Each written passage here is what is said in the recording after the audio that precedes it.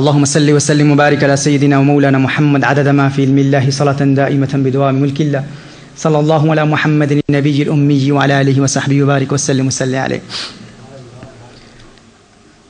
الحمد لله رب العالمين والصلاة والسلام عليك يا صفوة الأنبياء والمرسلين.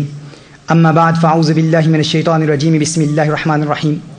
قال الله تبارك وتعالى في القرآن الكريم: وَلَنَبْلُوَنَّكُمْ بِشَيْءٍ مِّنَ الْخَوْفِ وَالْجُوعِ وَنَقْصٍ مِّنَ الْأَمْوَالِ وَالْأَنفُسِ وَالثَّمَرَاتِ وَبَشِّرِ الصَّابِرِينَ. صدق الله العظيم وبلغنا رسوله النبي الكريم. وقد صدقت أنت يا سيدي يا سيدي يا سيدي يا مكي يا مدني يا عربي يا قرشي يا هاشمي، ويا سيدنا يا سيدنا يا سيدنا يا حبيبنا يا طبيبنا يا حبيب المصطفى المجتبى صلی اللہ علیہ وسلم.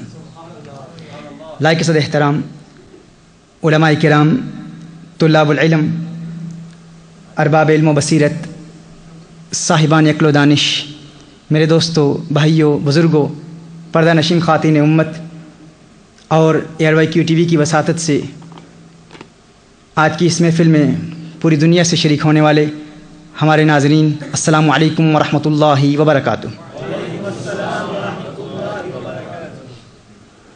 محترم احبہ، گزشتہ کانفرنس میں ہم نے امام علی مقام کی شہادت پر کلام کرتے ہوئے آپ کو بتایا تھا کہ امام علی مقام امام حسین رضی اللہ تعالیٰ عنہ کی شہادت در حقیقت رسالت مآب صلی اللہ علیہ وآلہ وسلم کی شہادت کا ظہور تام ہے. یہ در حقیقت رسالت مآب صلی اللہ علیہ وآلہ وسلم ہی کی شہادت ہے. سوال یہ پیدا ہوتا ہے شہادت ہے کیا؟ آپ جانتے ہیں کہ ریسنٹلی حال ہی میں ARYQ TV کے لیکچرز میں ہم نے آپ کو بڑی تفصیل سے بتایا تھا کہ ہر عبادت کی ایک فزیکل فارم ہے اور ایک اسپریچول فارم ہے. Every act of worship divides into two types, a physical form and a spiritual form.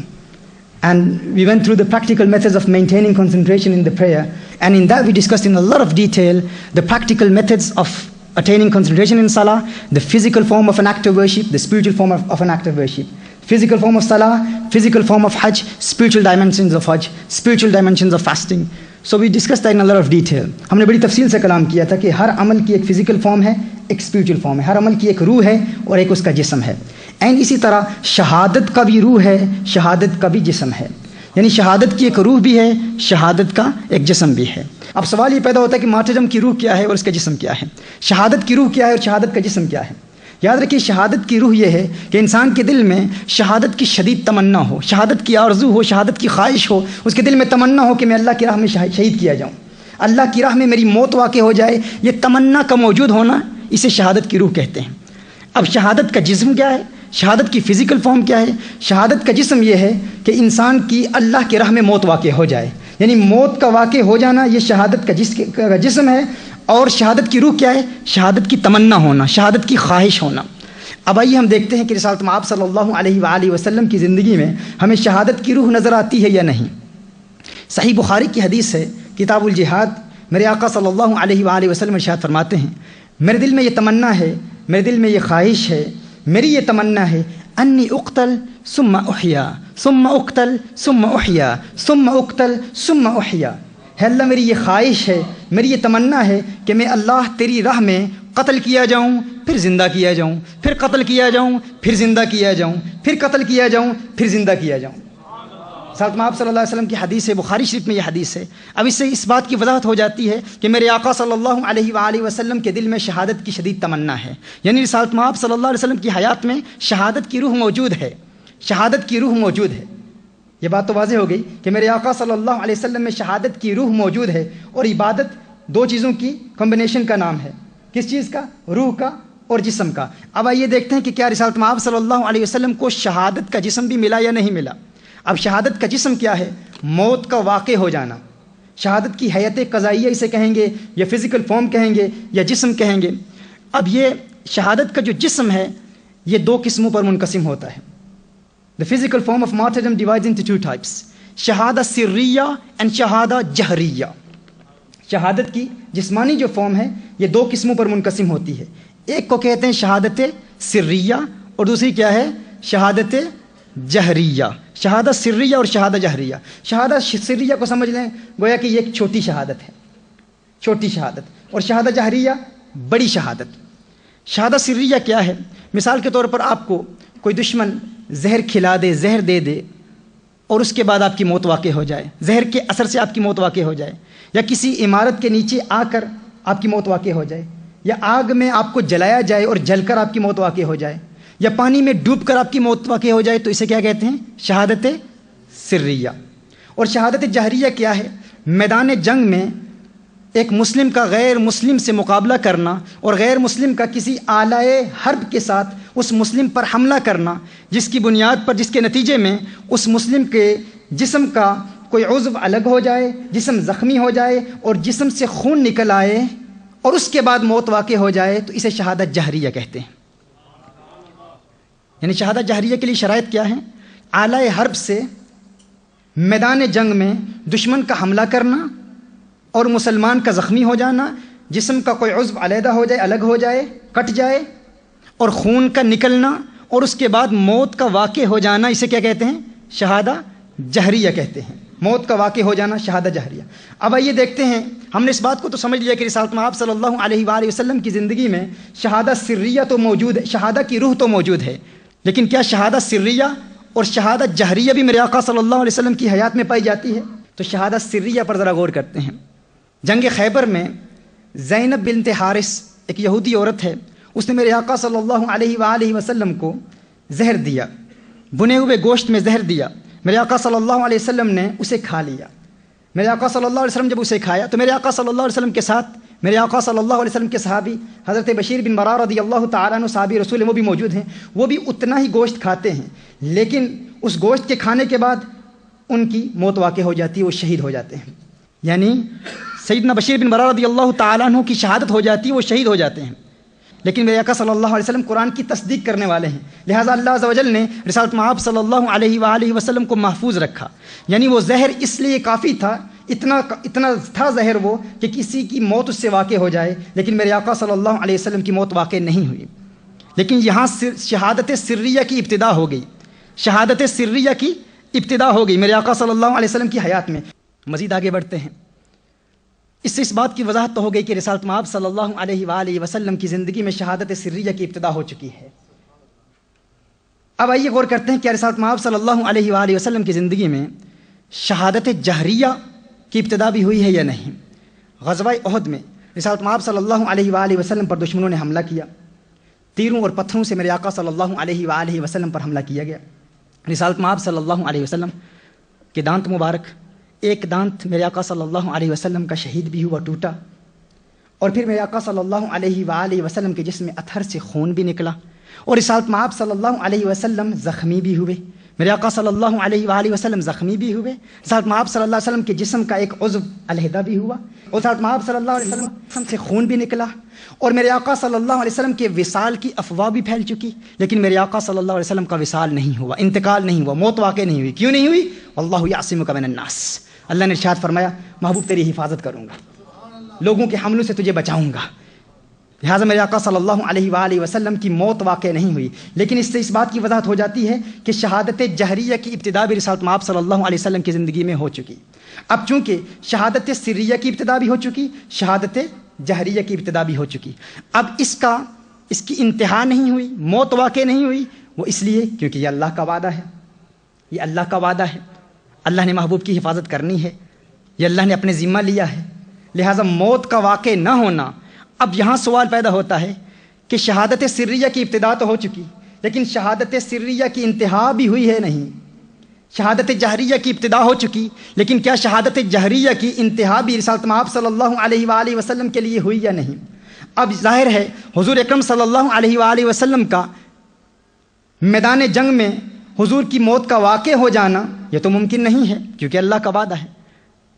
اب ضرورت اس امر کی ہے کہ اگر رسالت مآب صلی اللہ علیہ وسلم نے شہادت کو نوازا ہے، شہادت سریہ کو نوازا یا شہادت جہریہ کو نوازا، تو میرے آقا صلی اللہ علیہ وآلہ وسلم کی اپنی موت تو واقع نہیں ہو سکتی، لیکن کسی اور کے انتخاب کی ضرورت ہے، اور وہ جو دوسرا ہے وہ کون ہوگا؟ اس کے لیے بھی ضروری ہے کہ جس کے ذریعے میرے آقا صلی اللہ علیہ وسلم کی شہادت سریہ یا شہادت جہریہ کا ظہور ہوگا، وہ میرے آقا صلی اللہ علیہ وسلم کا کوئی اپنا ہو، کوئی پیارا ہو، کوئی پرایا نہ ہو، کیونکہ اگر کوئی پرایا ہوتا، اگر اس کے ذریعے میرے آقا صلی اللہ علیہ وسلم کی شہادت کا ظہور ہوتا تو وہ احسان جتلاتا کہ میں نے احسان کیا ہے۔ رسالت مآب صلی اللہ علیہ وسلم تو رحمۃ للعالمین ہیں، ساری کائنات پر احسان کرتے ہیں، کوئی کیسے میرے محبوب صلی اللہ علیہ وسلم پر احسان جتلائے؟ اس کے لیے یہ بھی ضروری ہے کہ جس کے ذریعے میرے آقا صلی اللہ علیہ وسلم کی شہادت سریہ یا شہادت جہریہ کا ظہور ہوتا ہے وہ رسالت مآب صلی اللہ علیہ وسلم سے مشابہت بھی رکھتا ہو، باطنی مشابہت بھی رکھتا ہو، ظاہری مشابہت بھی رکھتا ہو۔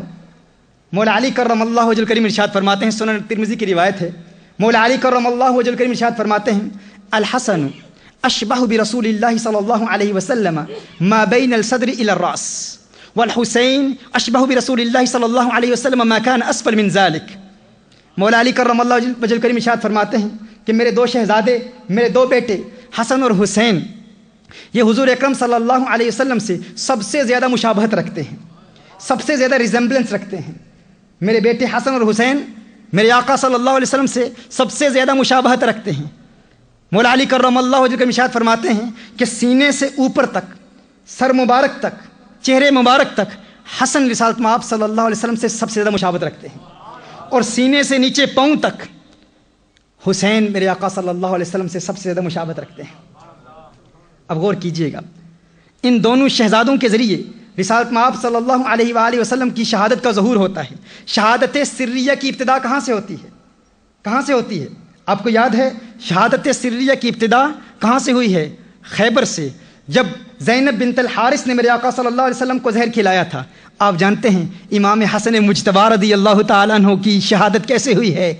زہر کھانے سے ہوئی ہے، ان کو بھی زہر کھلایا گیا، ان کی موت واقع ہو گئی۔ اور میرے آقا صلی اللہ علیہ وسلم کی شہادت جہریہ کی ابتدا کہاں سے ہوتی ہے؟ جہریہ کی ابتدا غزوہ احد میں ہوتی ہے، لیکن انتہا کہاں ہوتی ہے؟ میدان کربلا میں ہوتی ہے۔ سارے گلاب ریت پر پتا چلا میرے آقا صلی اللہ علیہ وسلم کی شہادت سریہ کی ابتدا کہاں سے ہوئی؟ شہادت سریہ کی ابتدا خیبر میں، جب یہودی عورت نے میرے آقا صلی اللہ علیہ وسلم کو زہر کھلایا تو زہر کا اثر میرے آقا صلی اللہ علیہ وسلم کی زندگی میں رہا، اور اسی سے میرے آقا صلی اللہ علیہ وسلم خود ارشاد فرماتے ہیں کہ اس کا اثر آخری وقت تک رہا، لیکن اس کی وجہ سے اس وقت موت واقع نہیں ہوئی۔ میرے آقا صلی اللہ علیہ وسلم کی شہادت سریہ کی ابتدا رسالت مآب صلی اللہ علیہ وسلم کے لخت جگر، میرے آقا کے نواسے امام حسن مجتبی رضی اللہ تعالیٰ عنہ کی موت واقع ہو جانے کے بعد ہوتی ہے، اور میرے آقا صلی اللہ علیہ وسلم کی شہادت جہریہ کی ابتدا غزوہ احد میں ہوتی ہے، اور اس کی انتہا میدان کربلا میں ہوتی ہے۔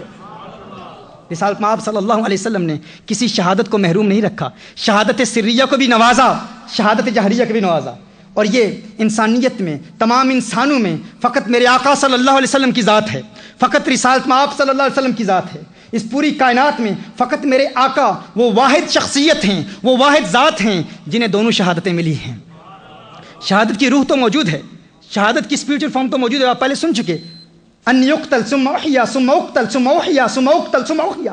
میرے آقا صلی اللہ علیہ وسلم ارشاد فرما رہے ہیں، میرے آقا صلی اللہ علیہ وسلم کے دل میں شدید تمنا ہے شہادت کی، روح تو موجود ہے، سریہ کی ابتدا بھی ہے، جہریہ کی ابتدا بھی ہے، لیکن یہ جہریہ اور سریہ ان کی تکمیل کب ہوتی ہے؟ ان کا ظہور تام کب ہوا؟ جب میرے آقا صلی اللہ علیہ وسلم کے شہزادے امام حسن مجتبی کی شہادت ہوتی ہے زہر کھلائے جانے کی بنیاد پر، اور میرے آقا صلی اللہ علیہ وسلم کی شہادت جہریہ کی انتہا کب ہوتی ہے، ظہور تام کب ہوتا ہے؟ جب امام حسین کربلا کے میدان میں شہید ہوتے ہیں۔ محترم احبہ غور کیجیے، رسالت مآب صلی اللہ علیہ وسلم نے دونوں شہادتوں کو نوازا ہے۔ کیا کسی کے لیے ممکن ہے اس دنیا میں، کیا کسی کا نام آپ لے سکتے ہیں، کسی کی مثال پیش کر سکتے ہیں جسے دونوں شہادتیں ملی؟ جو لوگ اس حوالے سے ذہنی ارتباک کا شکار ہو جاتے ہیں، ذہنی تذبذب کا شکار ہو جاتے ہیں کہ حضور کو شہادت ملی یا نہیں ملی، میں کہتا ہوں ملنا تو بات کی بات ہے، میرے آقا صلی اللہ علیہ وسلم کو وہ شہادت ملی جو کسی کو نہیں ملی۔ اگر ایک بندہ اسے زہر کھلایا جائے اور اس کی موت واقع ہو جائے تو اس کی ایک ہی موت ہوگی، شہادت سریہ۔ اب پھر وہ دوبارہ زندہ ہو کر آئے گا تو پھر اس کی شہادت جہریہ ہوگی، یہ تو ممکن ہی نہیں ہے، لیکن فقط میرے آقا کی ذات ہے جنہیں دونوں شہادتوں کو میرے آقا نے نوازا، شہادت جہریہ کو بھی نوازا، شہادت سریہ کو بھی نوازا، تاکہ کوئی شہادت محروم نہ رہے، کوئی شہادت یہ نہ کہے، شہادت سریہ یہ نہ کہے کہ آقا نے شہادت جہریہ کو نوازا ہے مجھے نہیں نوازا، شہادت جہریہ یہ نہ کہے کہ آقا نے سریہ کو نوازا ہے مجھے نہیں نوازا۔ دونوں کو آقا نے سینے سے لگا لیا، اور دونوں کو سینے سے بھی لگایا، اور گویا کہ یہ بھی ارشاد فرما رہے ہیں، ہے شہادت سریہ سینے سے لگ جا، ہے شہادت شہادت جہریہ آسینے سے لگ جا، تم دونوں سینے سے لگ جاؤ، اور جن کے ذریعے تمہارا ظہور ہوگا انہیں کندھوں پر سوار کیا ہوا ہے، کندھوں پر سوار کیا ہوا ہے۔ اب بھول گئے وہ واقعہ، شاید آپ کو یاد نہ ہو۔ فاروق اعظم رضی اللہ تعالیٰ عنہ نے میرے آقا کو دیکھا، میرے آقا صلی اللہ علیہ وآلہ وسلم امام حسن مجتبیٰ کو اپنے کندھے پر اٹھائے ہوئے ہیں، ایک کندھے پر امام حسن مجتبیٰ ہیں، ایک کندھے پر امام حسین رضی اللہ تعالیٰ عنہ ہیں۔ فاروق اعظم دیکھتے ہیں اور فرماتے ہیں، ہے حسن ہے حسین تمہاری سواری کتنی پیاری ہے۔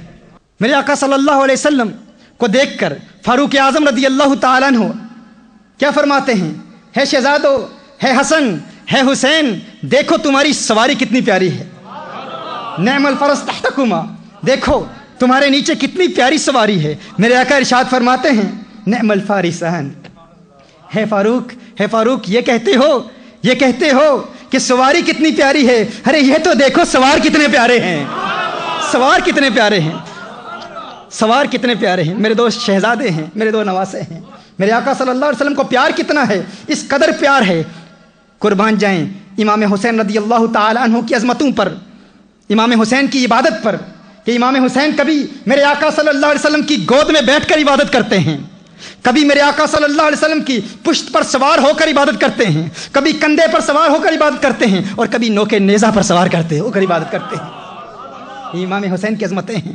رسالت میں آپ صلی اللہ علیہ وسلم سجدے میں ہیں، سنن النسائی کی حدیث ہے، میرے آقا صلی اللہ علیہ وسلم سجدے میں ہیں، عشاء کی نماز ہے، رسالت میں آپ صلی اللہ علیہ وسلم نماز میں ہیں، سجدے میں ہیں، اور میرے آقا صلی اللہ علیہ وسلم نے اپنا سجدہ طویل کر دیا۔ صحابہ عرض کرتے ہیں نماز کے بعد، یا رسول اللہ صلی اللہ علیہ وسلم، آقا آپ نے نماز میں سجدہ طویل کیوں کر دیا، سجدہ لمبا کیوں کر دیا؟ رسالت میں آپ صلی اللہ علیہ وسلم نے ارشاد فرمایا، ان ابنی ھذا ارتحلنی فکرہت ان اعجلہ حتی یقضی حاجتہ۔ میرے آقا صلی اللہ علیہ وسلم نے ارشاد فرمایا، میرا یہ بیٹا حسین یہ میری پشت پر سوار ہو گیا تھا، میرا بیٹا حسین میری پشت پر سوار ہو گیا تھا، اور میں چاہتا نہیں تھا کہ اپنے بیٹے کو تکلیف دوں یہاں تک کہ اس کی حاجت پوری ہو جائے۔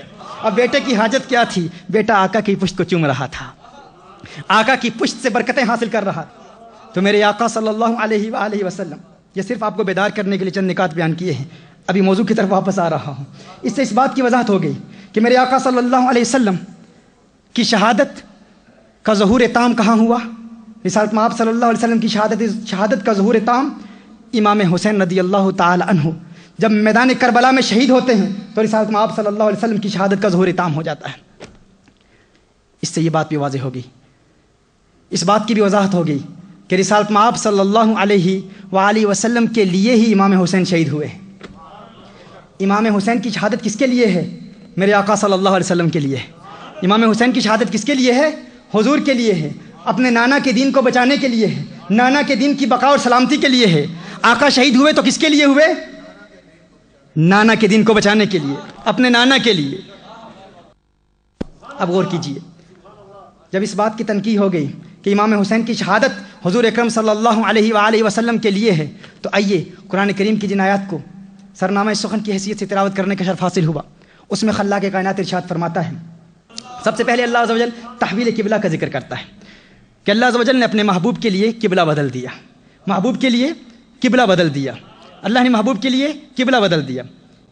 عربی کا ایک مقولہ ہے، فلان یحب فلانا بحیث یقلب له القبلہ، فلاں فلاں سے اتنا پیار کرتا ہے کہ اپنے محبوب کے پیار میں قبلہ ہی بدل دے، فلاں فلاں سے اس قدر پیار کرتا ہے کہ محبوب کے پیار میں قبلہ ہی بدل دے۔ اب یہ حقیقت پر مبنی تو بات نہیں ہے نا، کیا محبوب جس سے آپ پیار کرتے ہیں کیا کوئی اپنے محبوب کے لیے قبلے بدلتا ہے؟ بدلتا نہیں ہے، لیکن رب فرما رہا ہے محبوب یہ دنیا والوں کی مثال ہے، رب قبلے بدل دیا کرتا ہے۔ قد نرا تقلب، محبوب ہم دیکھ رہے ہیں تیرا چہرہ آسمان کی جانب اٹھ رہا ہے، ہاں فلنولینک قبلۃ ترضاھا، اب طلاب العلم سے بات کر رہا ہوں، فلنولینک قبلۃ ترضاھا، محبوب ہم تیرا چہرہ پھیر دیں گے۔ قبلۃ نکرہ ہے، قبلۃ کیا ہے؟ نکرہ ہے۔ اب کعبہ معرفہ ہے، اور معرفہ کی تعبیر نکرہ سے نہیں کی جاتی، اور نکرہ جب سیاق کلام میں ہو تو اس کے بعد اگر ترضاھا یہ فعل ہے جو نکرہ ہے، فعل مضارع نکرہ ہے، اب قبلۃ نکرہ ہے یہ بھی نکرہ ہے، تو جملہ یہ مرکب توصیفی بنا۔ اس کا معنی کیا ہوا کہ اللہ عز و جل ارشاد فرما رہا ہے القبلۃ نہیں فرمایا، کیونکہ کعبہ معرفہ ہے، کعبہ معرفہ ہے، قبلتن نکرہ ہے، اور معرفہ کی تعبیر نکرہ سے نہیں کی جاتی. یعنی اللہ ارشاد فرما رہا ہے محبوب لوگ یہ نہ سمجھیں کہ محبوب کے پیار میں محبوب کے لیے مکے والے کعبے کو محبوب کا قبلہ بنا دوں گا. یعنی اگر محبوب چاہے گا، اگر محبوب کے دل میں تمنا ہوگی کہ اللہ محبوب کے لیے مکے والے کعبہ کو قبلہ بنا دے، فرمایا نہیں محبوب تیری چاہت سے، تیری چاہت محدود نہیں ہے، مقید نہیں ہے. ایسا نہیں ہے کہ تیری چاہت میں، تیرے پیار میں جو تو چاہے گا، اگر تو نے چاہا کہ مکے والا قبلہ کعبہ بن جائے تو مکے والا ہی بنے گا. ایسا نہیں ہے کہ کہیں اور تیری چاہت پیدا ہو گئی تو اس کو قبلہ نہیں بناؤں گا. فرمایا اسی لیے ناکرہ رکھا ہے تاکہ لوگ سمجھ جائیں کہ محبوب تو جس مقام کو قبلہ بنانا چاہتا ہے، تو جس مقام کو قبلہ بنانا چاہتا ہے، محبوب ادھر تیرے دل میں تمنا پیدا ہوگی کہ کس مقام کو اللہ قبلہ بنا دے. فرمایا محبوب ادھر تیری رخ، ادھر تیری زلف، ادھر تیرے گیسو رخ بدلیں گے، ادھر تیرے گیسو پھریں گے، ادھر اللہ قبلہ پھیر دے گا، قبلہ پھیر دے گا. ایسا نہیں ہے کہ فقط مکہ والا قبلہ، فقط مکہ والا کعبہ نہیں ہے. قبلتن فرمایا ترضاہ، محبوب جہاں تو راضی ہے رب اس کو قبلہ بنا دے گا. تو پہلے تحویل قبلہ کا ذکر ہے، قبلہ کے بدلنے کا ذکر ہے. اب دیکھیے اس کے فوراً بعد اب لوگ بڑے حیران تھے، متعجب تھے کہ یہ کیسے ہو گیا کہ قبلہ ہی بدل دیا.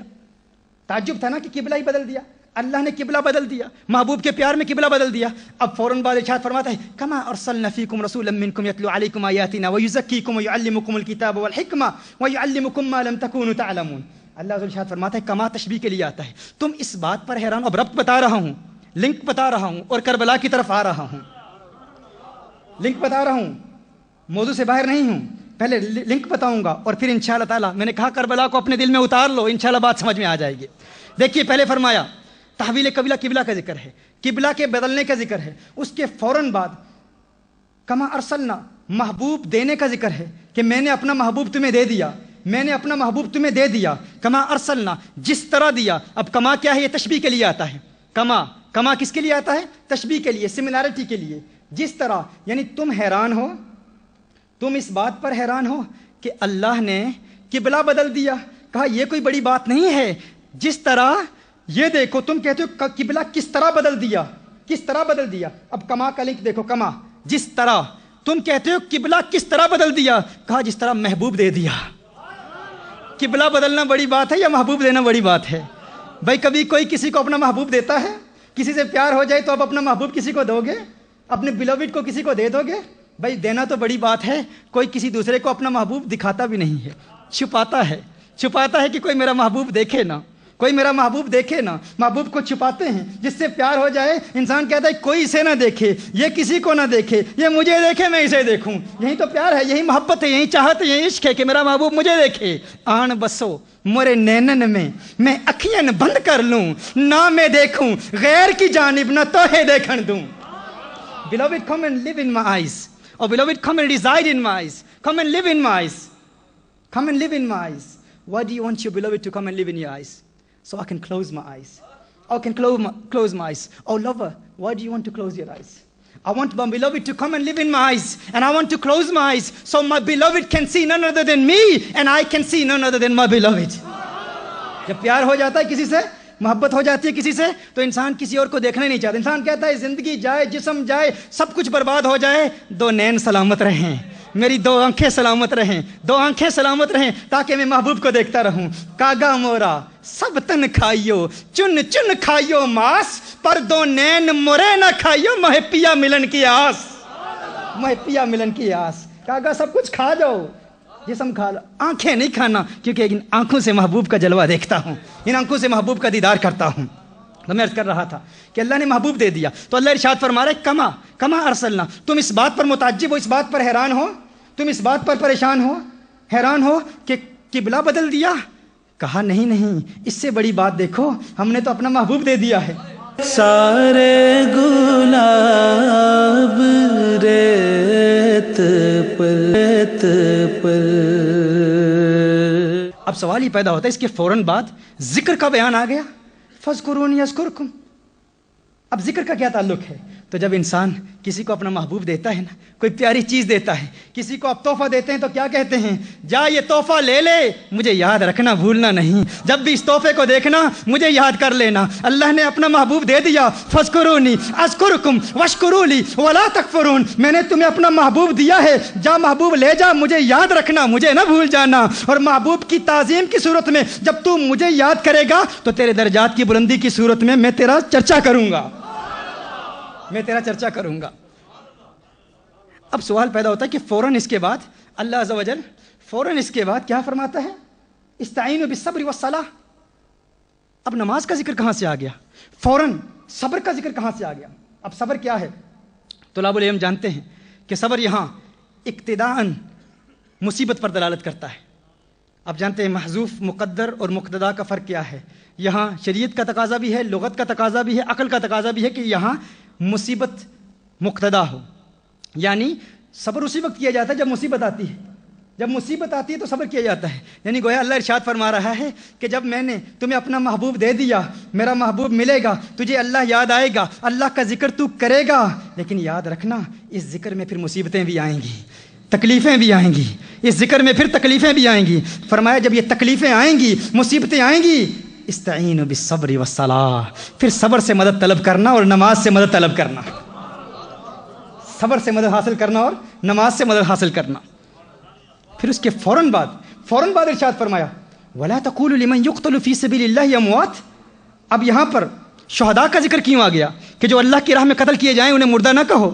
اللہ ارشاد فرما رہا ہے، اب رب دیکھیے، تعلق دیکھیے، اللہ ارشاد فرما رہا ہے کہ مت سمجھنا کہ صبر کرتے رہو گے تو مصیبت ٹل جائے گی۔ کبھی کبھی ایسا وقت بھی آتا ہے کہ انسان صبر کرتا رہتا ہے لیکن صبر کرتے ہوئے اس کی موت بھی واقع ہو جاتی ہے، لیکن اس موت سے نہ ڈرنا، یہ نہ سوچنا موت آ جائے گی مر جاؤں گا۔ کہا وَلَا تَقُولُوا لِمَنْ يُقْتَلُ فِي سَبِيلِ اللَّهِ أَمْوَاتٌ، ہر شہید زندہ ہے، مردہ نہیں ہوتا۔ شہید تو زندہ ہوتا ہے، شہید مرتا نہیں ہے، شہید مرتا نہیں ہے۔ اب شہید کا ذکر، اب رب سمجھ میں آ گیا، لنک سمجھ میں آ گیا، تحویل قبلہ، محبوب کا دیا جانا، محبوب کے دیے جانے کے بعد ذکر کے بعد استعانہ بالصلاۃ والصبر۔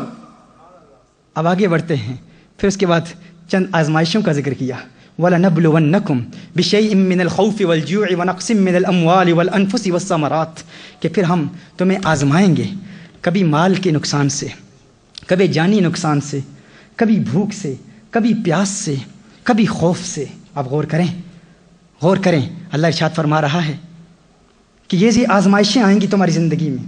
آزمائشوں کا ذکر ہے کہ اللہ آزماتا ہے، مت سمجھنا کچھ لوگ تو شہید ہو جاتے ہیں انہیں مصیبتوں میں، صبر کرتے ہوئے شہید ہو جاتے ہیں، کچھ ایسے ہیں جنہیں اللہ آزماتا ہے، اللہ آزمائشوں میں مبتلا کرتا ہے۔ کیسی آزمائشوں میں؟ کبھی جانی نقصان کے ذریعے، کبھی بھوک کے ذریعے، کبھی پیاس کے ذریعے، کبھی خوف کے ذریعے اللہ آزماتا رہتا ہے۔ اب آئیے دیکھیں، غور کریں، جب ہم امام حسین کا کربلا کا واقعہ دیکھتے ہیں، پہلی بات تو یہ سمجھ میں آ گئی کہ امام حسین نے میرے آقا صلی اللہ علیہ وسلم کے لیے جام شہادت نوش فرمایا۔ امام حسین کس کے لیے شہید ہوئے؟ آقا کے لیے شہید ہوئے، آقا کے لیے شہید ہوئے نا۔ آقا کی شہادت کا ظہور تام کہاں سے ہوا؟ امام حسین کی شہادت سے ہوا۔ امام حسین کی شہادت کو اگر ہم بنظر غور دیکھیں، عمیقانہ نگاہ سے سمجھنے کی کوشش کریں تو خدا کی قسم ہم دیکھتے ہیں کہ تاریخ انسانی میں کوئی ایک شخص بھی آپ کو ایسا نہیں ملے گا، کوئی ایک فرد بھی ایسا نہیں ملے گا جسے تمام آزمائشوں میں مبتلا کیا گیا ہو۔ اللہ عز و جل نے قرآن کریم میں اپنے بندوں کو آزمانے کی جتنی بھی صورتیں بیان کی ہیں وہ ساری صورتیں ہمیں امام حسین کی شہادت میں ملتی ہیں۔ اور کوئی ایسا انسان آپ کو نہیں ملے گا، کوئی ایسا انسان آپ کو ایسا نہیں ملے گا کہ جس ایک فرد کو اتنی آزمائشوں میں مبتلا کیا گیا ہو۔ کسی کو بھوک کے ذریعے اللہ عز و جل آزماتا ہے، کسی کو پیاس کے ذریعے آزماتا ہے، کسی کو اللہ عز و جل اولاد کے نقصان کے ذریعے آزماتا ہے، کسی کو شہادت دیتا ہے، لیکن ایک امام حسین کی ذات ہے، وہ ایک امام حسین کی ذات ہے، وہ فرد واحد ہیں جنہیں اللہ عز و جل نے بھوک کے ذریعے بھی آزمایا، پیاس کے ذریعے بھی آزمایا، مالی نقصان کے ذریعے بھی آزمایا۔ علی اکبر سامنے کٹ گئے، اللہ آزما رہا ہے، علی اصغر کی شہادت کے ذریعے آزمایا، امام قاسم کی شہادت کے ذریعے آزمایا، اللہ آزما رہا ہے، امام حسین خود شہید ہو گئے۔ خدا کی قسم قرآن کریم کی ان آیات کی تفسیر جب میں پڑھتا ہوں، ان آیات پر غور کرتا ہوں اور ربط بین الآیات کو دیکھتا ہوں، کبھی کبھی جب دل میں آتا ہے کہ تفسیر کی کتاب اٹھاؤں، تفسیر کی کتاب اٹھانے کے لیے ہاتھ بڑھاتا ہوں تو ہاتھ رک جاتا ہے، ایک آواز آتی ہے تفسیر کی کتابیں اٹھانے کی ضرورت ہی نہیں، ان آیات کو دیکھ اور امام حسین کی ذات کو دیکھ، امام حسین کی شہادت کو دیکھ۔ رب کعبہ کی قسم امام حسین کی ذات از خود قرآن کریم کی ان آیات کی چلتی پھرتی تفسیر نظر آتی ہے۔ The martyrdom of Imam Hussein, sacrifices of Imam Hussein, the entire life of Imam Hussein, it seems as if Imam Hussein himself is a walking, talking tafsir of these verses of the Quran. He himself is a commentary of these Quranic verses. His zat, his martyrdom, his sacrifice itself is a tafsir of these Quranic verses. اور پھر یہ میرے امام کا مقام ہے، یہ میرے امام کا مقام ہے۔ خدا کی قسم اللہ عز و جل نے جو امام کو مقام دیا کہ قرآن میں آزمانے کی جتنی صورتیں اللہ نے قرآن میں بیان فرمائی ہیں وہ ساری امام حسین کی شہادت میں مجتمع نظر آتی ہیں۔ وہ اس لیے کیونکہ امام حسین کی شہادت رسالت مآب صلی اللہ علیہ وآلہ وسلم کی شہادت کا ظہور ہے، اور کوئی ایک آزمائش بھی باقی رہتی تو میری آقا صلی اللہ علیہ وسلم کی شہادت کا ظہور تام نہ ہوتا، کیونکہ یہ آقا صلی اللہ علیہ وسلم کی شہادت ہے، یہ آقا صلی اللہ علیہ وسلم کی شہادت کا ظہور ہے۔ اسی لیے میں کہتا ہوں کہ میرا امام حسین یہ وہ در یکتا ہیں کہ خدا کی قسم صرف کائنات، پوری کائنات میں کوئی اور امام حسین کی طرح آپ کو نہیں ملے گا۔ پوری کائنات میں یہ ایک ہی نگینہ ہے امام حسین، ان جیسا کوئی دوسرا نہیں ہے۔ یہی وہ مجاہد ہے، یہی وہ مرد کلندر ہے کہ جس نے میدان میں یزید جیسی طاقت کو للکارا۔ دلاوروں میں فرد ہے یہ کیسا شیر مرد ہے، دلاوروں میں فرد ہے یہ کیسا شیر مرد ہے کہ جس کے دبدبے سے دشمنوں کا رنگ زرد ہے۔ دلاوروں میں فرد ہے یہ کیسا شیر مرد ہے کہ جس کے دبدبے سے دشمنوں کا رنگ زرد ہے۔ یہ بالیقین حسین ہے، یہ بالیقین حسین ہے، یہ بالیقین حسین ہے، نبی کا نور عین ہے، جبھی تو اس کے سامنے یہ فوج گرد برد ہے، جبھی تو اس کے سامنے یہ فوج گرد برد ہے۔ یہ بالیقین حسین ہے، نبی کا نور عین ہے۔ آئیے آخری بات آپ کی گوش گزار کرتا ہوں تاکہ کوئی ذہنی خلش باقی نہ رہے میرے آقا صلی اللہ علیہ وسلم کے متعلق۔ میں نے یہی عرض کیا کہ میرے آقا صلی اللہ علیہ وسلم کی شہادت کا ظہور کہاں ہوا؟ امام حسین کی شہادت کے ظہور سے۔ امام حسین کی شہادت جہریہ، میرے آقا صلی اللہ علیہ وسلم کی شہادت جہریہ کا انجام اور انتہا ہمیں کہاں نظر آتی ہے؟ امام حسین جب میدان کربلا میں شہید ہوتے ہیں تو میرے آقا صلی اللہ علیہ وسلم کی شہادت جہریہ کا ظہور ہوتا ہے۔ میرے آقا ارشاد فرماتے ہیں حسین منی وانا من الحسین۔ حضور ارشاد فرماتے ہیں حسین مجھ سے ہے اور میں حسین سے ہوں، حسین مجھ سے ہے اور میں حسین سے ہوں۔ اب سوال پیدا ہوتا ہے، یہ تو بات سمجھ میں آتی ہے کہ حسین آقا سے ہیں، لیکن آقا حسین سے کیسے ہیں؟ یہ بات تو سمجھ میں آتی ہے کہ حسین آقا سے ہیں، یہ بات سمجھ میں نہیں آتی کہ آقا حسین سے ہیں، آقا حسین سے کیسے ہیں؟ Grandson is from his grandfather, that's understandable. But how can the grandfather be from his grandson? The Prophet sallallahu alaihi wasallam is saying, Husaynun minni wa ana min al-Husayn. Hussein is from me and I am from Hussein. حضور فرما رہے ہیں حسین مجھ سے ہے، میں حسین سے ہوں۔ یا رسول اللہ صلی اللہ علیہ وسلم یہ بات تو سمجھ میں آتی ہے کہ حسین آپ کے نواسے ہیں، حسین آپ سے ہیں، لیکن آپ حسین سے کیسے ہیں؟ تو اس کو سمجھنے کے لیے ایک مثال سمجھ لیجئے۔ آپ ایک بیج بوتے ہیں، زمین میں ایک بیج بوتے ہیں، وہ پودا بنتا ہے، پودا پھر ایک تناور درخت بنتا ہے، تناور درخت بنتا ہے، بڑا درخت بنتا ہے، اس پہ پھل لگتے ہیں۔ توجہ میری طرف کریں،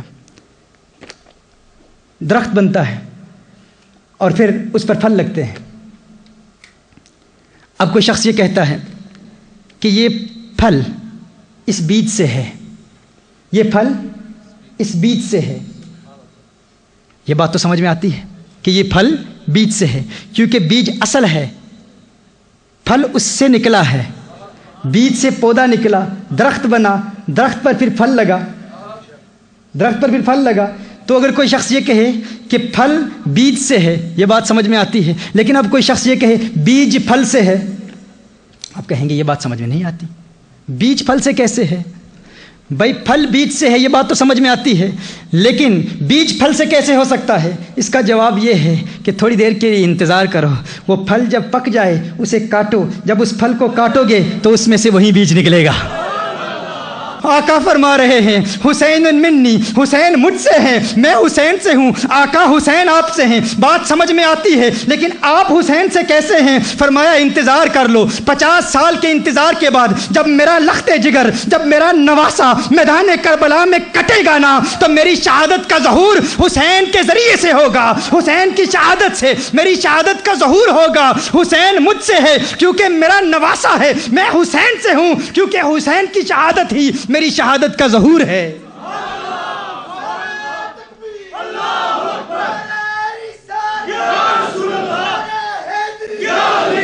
حسین کی عظمتوں کے ترانے الاپتے رہو، حسین کو یاد کرتے رہو، حسین کے نام کی محفلیں سجاتے رہو۔ مبارک ہو آپ کو جنہوں نے حسین کی محفل سجائی ہے۔ اللہ تعالیٰ تمہاری اس کاوش کو اپنی بارگاہ میں قبول فرمائے، اللہ آپ کی حاضری کو قبول فرمائے۔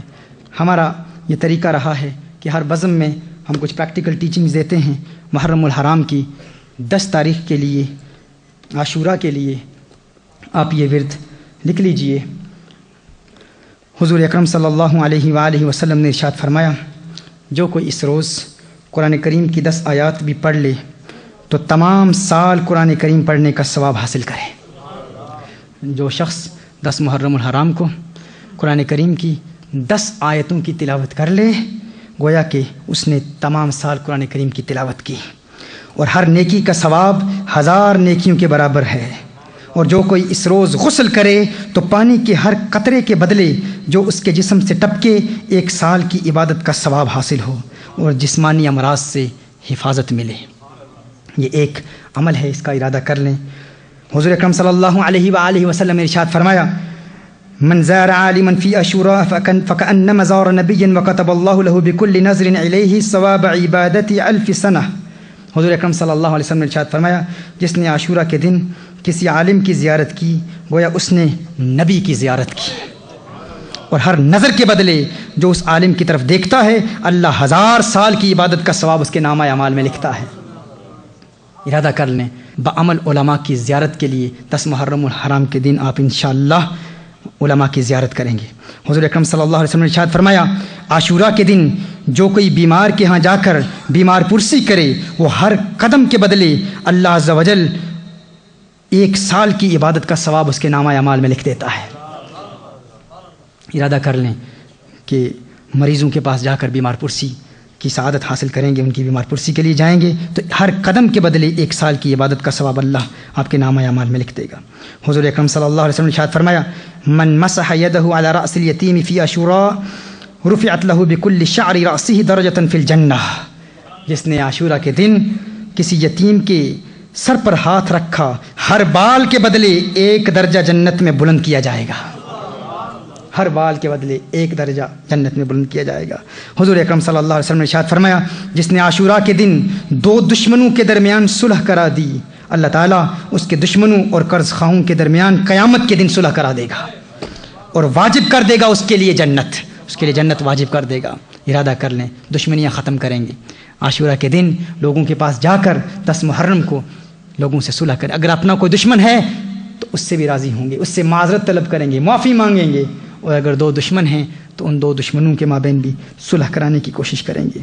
حضور اکرم صلی اللہ علیہ وسلم نے ارشاد فرمایا، جو اپنے اہل و عیال، غرباء اور مساکین پر رزق کی فراخی کرے گا اللہ تعالیٰ ایسے شخص کو بروز قیامت تشنگی اور بھوک سے بچا لے گا۔ اپنے اہل خانہ کو بھی کھلائیں گے تو اللہ تعالیٰ قیامت کی بھوک اور پیاس سے آپ کو محفوظ رکھے گا۔ اللہ تعالیٰ سلامت رکھے، اس حاضری کو قبول فرمائے۔ وآخر دعوانا ان الحمد للہ رب العالمین۔ سارے